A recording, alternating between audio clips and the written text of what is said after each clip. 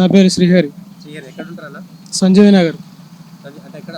సిద్దిపేట. అది సిద్దిపేటలోనే మీరు అంటే ఇక్కడ ఓటు ఉందా మీకు సిద్దిపేట? ఉన్నది. ఎంపీ ఎలక్షన్స్ వస్తున్నాయి, ఐడియా ఉంది కదా? అవును.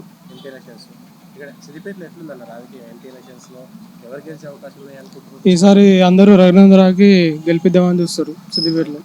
సిద్దిపేట అంటే కొంచెం బాగా టీఆర్ఎస్ ఉంటుంది, కేసీఆర్ హరీష్ రావు చెప్పినట్టు వింటారు అనేటువంటిది బాగా. ఇక మొన్ననే టీఆర్ఎస్ మీద నమ్మకం పోయింది ఆ ప్రజలకి, అందుకని ఈసారి బీజేపీకి అవకాశం ఇద్దాం అనుకుంటారు. సిద్దిపేటలో కూడా మెదక్లో కొంచెం బలమైనటువంటి పార్టీ, సొంత ఊరు కేసీఆర్ది కాబట్టి కొంచెం భయం ఉంటుంది. కేసీఆర్ అంటే భయం కాదు, ఈసారి మొత్తం టీఆర్ఎస్ మీద నమ్మకం అనేది పోయింది కదండి. పోయింది. ఈసారి కాంగ్రెస్ కూడా ఇప్పుడు నమ్మకం అనేది పోయింది ప్రజలకి. రేవంత్ రెడ్డి సర్కార్ బాగుంది, మంచిగా మాట్లాడుతున్నారు, మంచిగా పనులు చేస్తున్నారు. రైతు బంధు ఇంకా అమలు కాలేదు కదండి. రైతు బంధు అమలు కాలేదు ఇంకా. ఎంపీ ఎలక్షన్ గెలిస్తే అవన్నీ అమలు చేస్తా అని అంటుండే ఇప్పుడు రేవంత్ గారు. అందుకని కూడా ఈసారి బీజేపీకి అవకాశం ఇద్దాం అనుకుంటున్నారు.